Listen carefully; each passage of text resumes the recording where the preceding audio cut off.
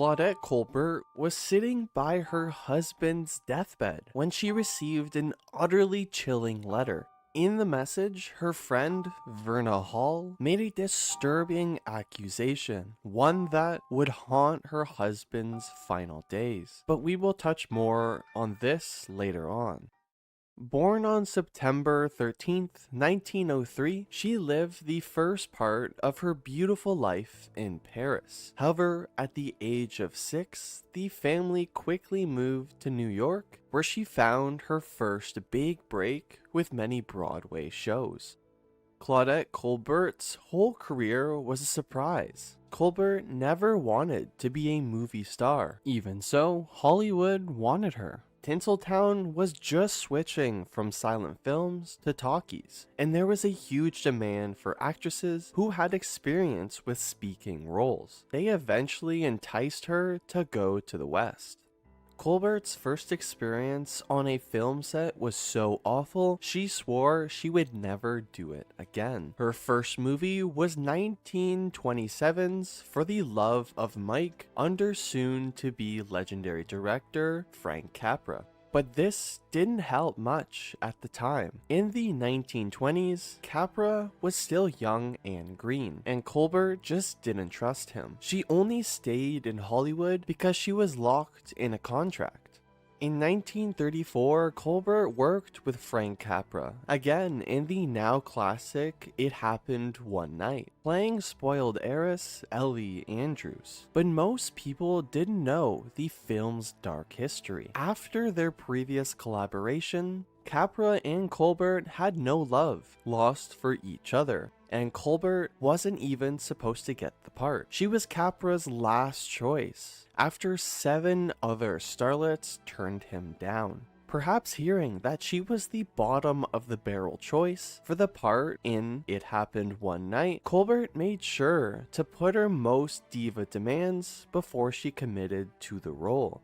She insisted not only on getting twice her salary for the film, she also finagled a shorter filming schedule so she wouldn't have to cancel her vacation plans. Now she was surprisingly getting her own way in the film industry. To everyone's surprise, almost no one knew about Colbert and Capra filming It Happened One Night was an absolute nightmare. Capra recalled that his lead actress had many little tantrums about almost anything, mostly he said motivated by her antipathy towards me. But her biggest diva moment happened in the film's most famous scene.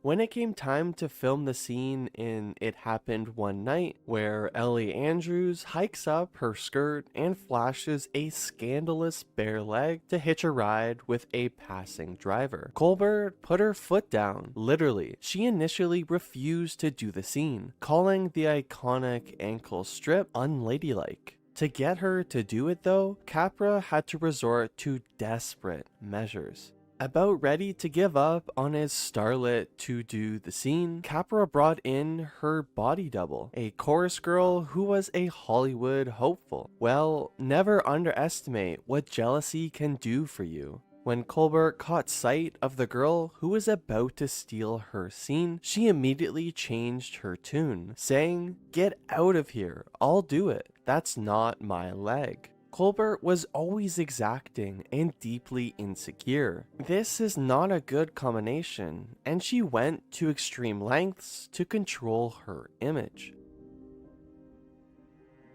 It became a cliche for people to claim they had a good side, but Colbert actually refused to show the right side of her face to the camera entirely. This eccentricity soon blew up into epic proportions.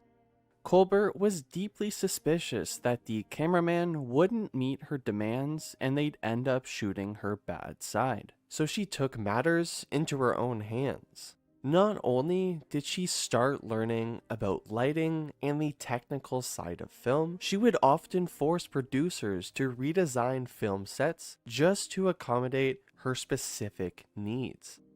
Colbert's mother, Jean, made Mommy Dearest look tame. The overbearing and overprotective Jean doted on her famous daughter and coddled her well into adulthood. Jean even insisted on living in the same house as Claudette in Los Angeles. Colbert didn't seem to mind until the day Jean outdid herself in the worst way imaginable. Around 1928, Colbert met and soon married her first husband, Norman Foster. Well, Colbert may have been in love, but her mother Jean most certainly was not. Her mother reportedly banned Foster from her presence and wouldn't even allow Claudette's own husband to set foot in the home. And that wasn't all. No, the drama kept on going between the three.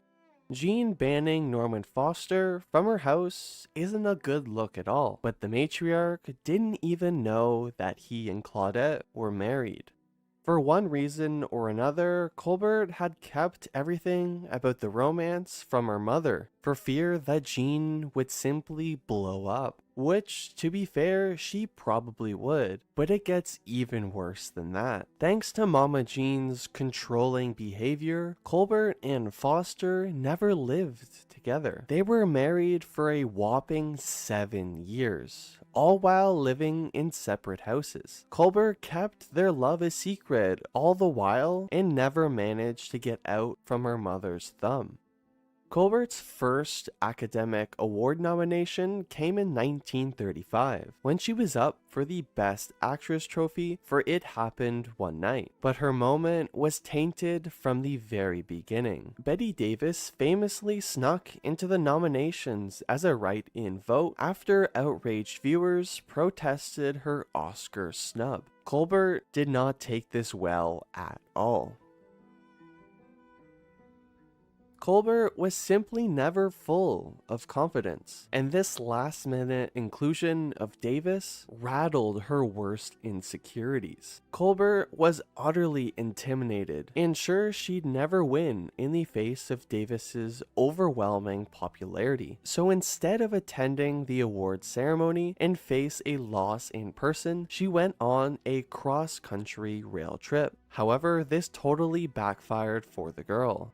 That evening, Colbert's film It Happened One Night swept the awards. It won Best Picture, Best Director, Best Screenplay, Best Actor, and you guessed it, Best Actress. But she was nowhere to be found in the audience. Studio head Harry Cohn was furious, but the scandal just continued. At the moment that her name was announced as the recipient of the Best Actress Oscar, Colbert was about to depart on her cross-country rail trip. Cohn dispatched someone to find her at all costs, and they managed to catch up to her just before she stepped on the train. The gopher whisked the actress from the station directly to the awards ceremony to accept her Oscar. Before Elizabeth Taylor, there was Claudette Colbert.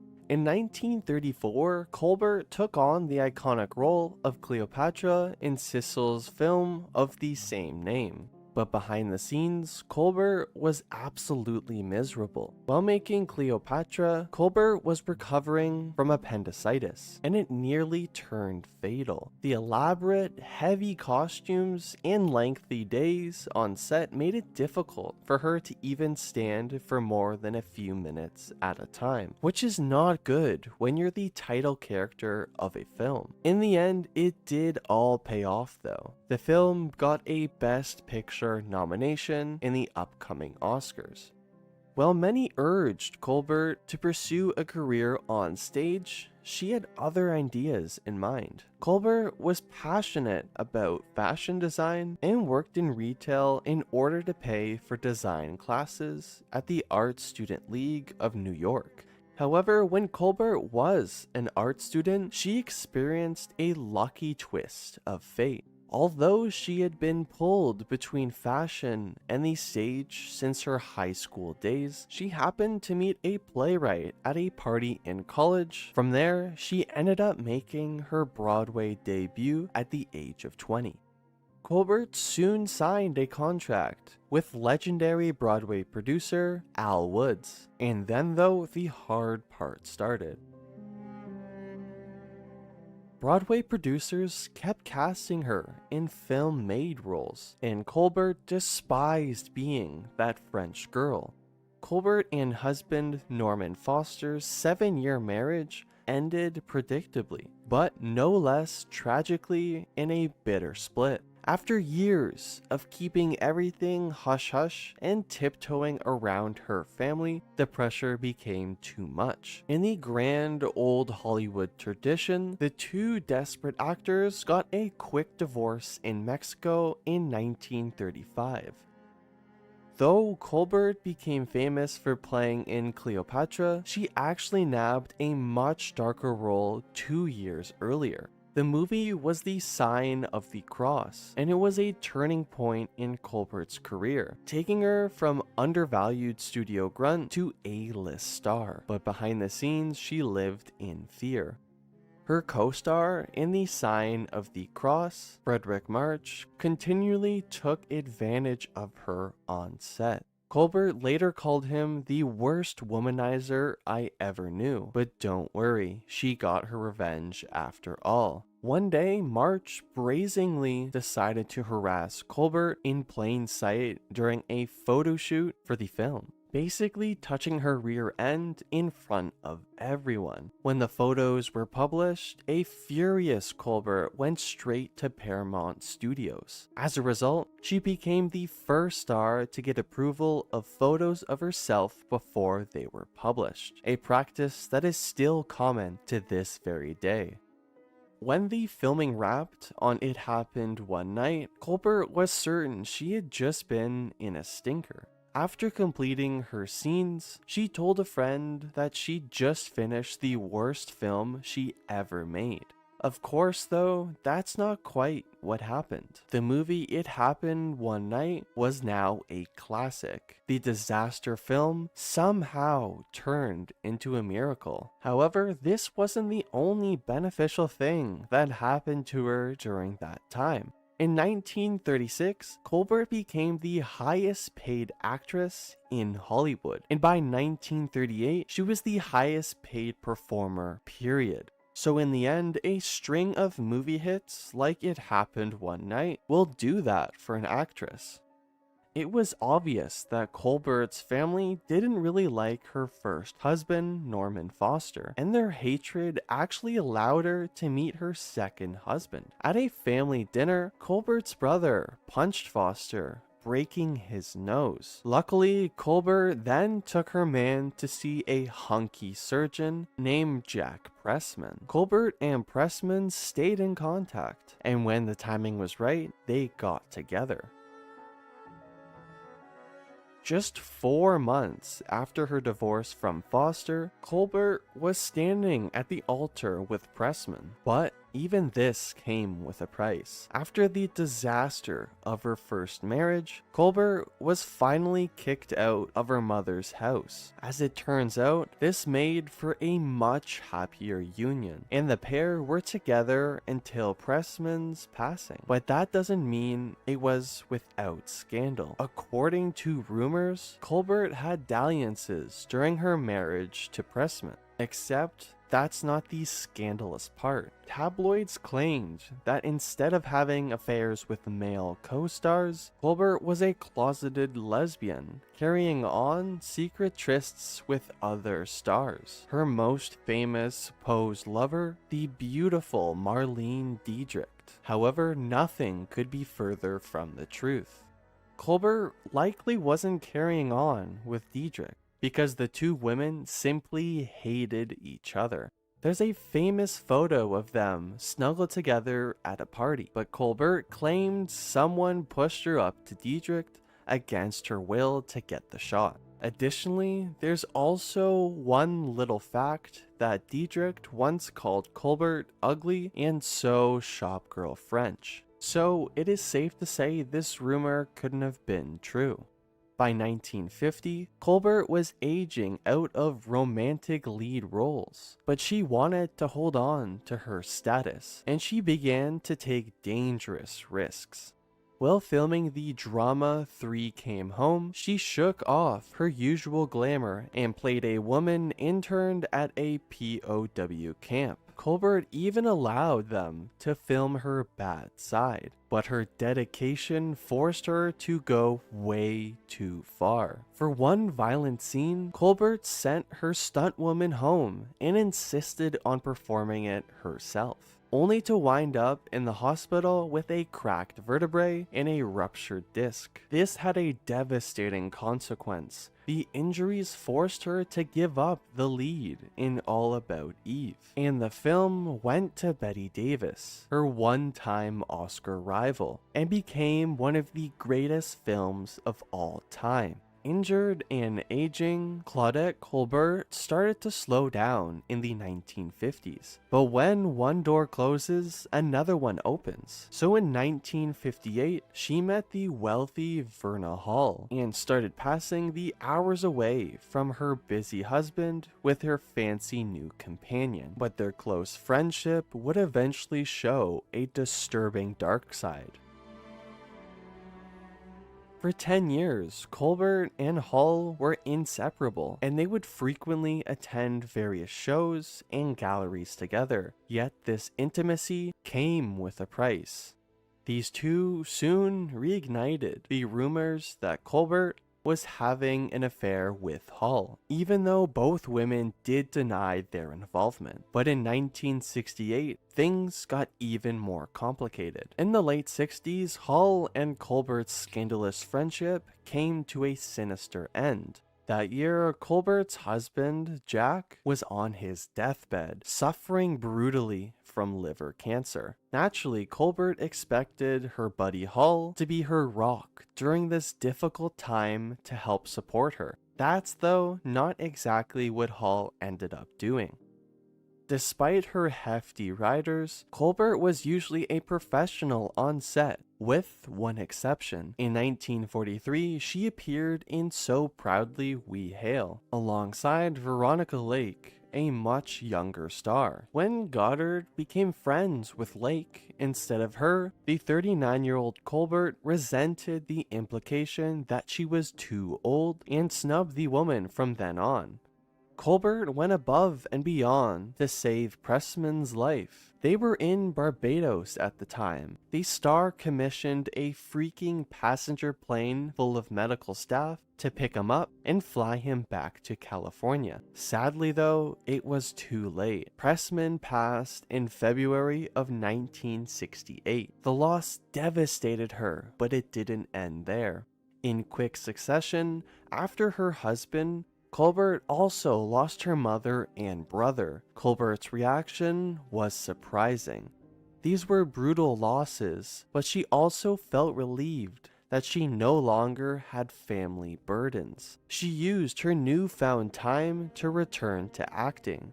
While Colbert didn't like Frank Capra much, she definitely had different feelings about her handsome co-star in It Happened One Night. Years later, she made a scandalous revelation. Even though they were both married at the time, Colbert and Gable carried on a steamy affair while on set. Colbert was at her failing husband's bedside when she received a bizarre letter. It was a message from Verna Hall via her estate manager, and it contained an utterly chilling accusation. According to Hall, the dying Pressman was somehow going to take Colbert down with him, slaying her so that they could be together forever. And Colbert's reaction to this unhinged news was not good. As soon as Colbert received the strange letter, she marched right over to Hall's property. With no muss or fuss, Colbert then yelled at Hall's maid to tell your mistress I will never see her or speak of her again for the rest of my life. Then, just to be sure she was 100% clear, Colbert sent back every gift Hall had ever given her. Unlike many of her contemporaries, Colbert was neither desperate to hold on to stardom nor a recluse in the last decades of her life. She outlasted her family, her husband, and many other old Hollywood stars. But the end does come for us all, even the magnificent Claudette Colbert. In 1996, Colbert passed at the age of 92. Don't forget, if you've enjoyed this story,